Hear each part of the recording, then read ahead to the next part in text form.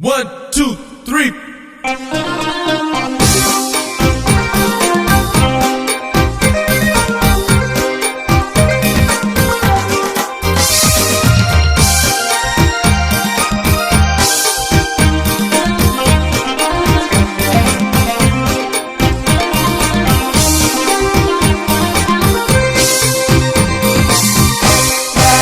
เสียงตู้ดังอยู่แถวบ้านของนาง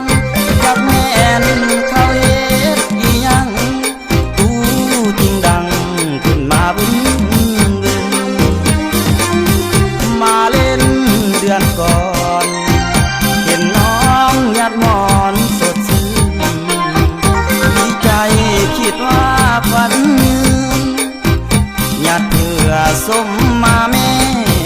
เอาสืบถามเรื่องราวว่าเขาเฮ็ดหยังอยากรู้จึงมีเสียงตู้ดังขึ้นมายาวยาวได้ยินเสียงเพลงเขาบรรเลงเพลงแห่เจ้าบ่าวเอาพวกแม่แล้วแฟนเมาฮอดบอกข่าวอายเลยงามงอนอายจนหน้ามน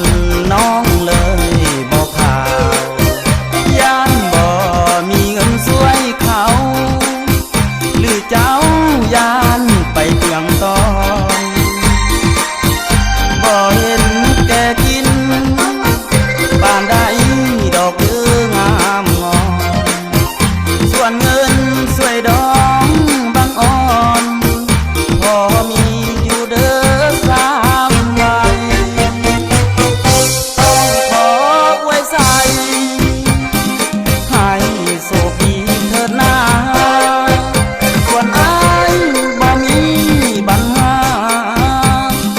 เอาแล้วก็แล้วไปอวยพรให้เจ้า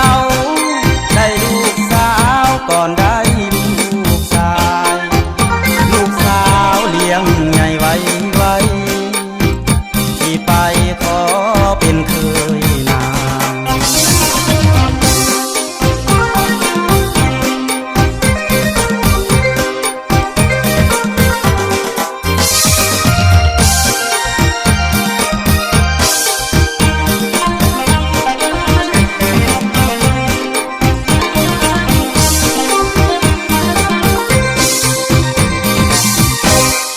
อายจน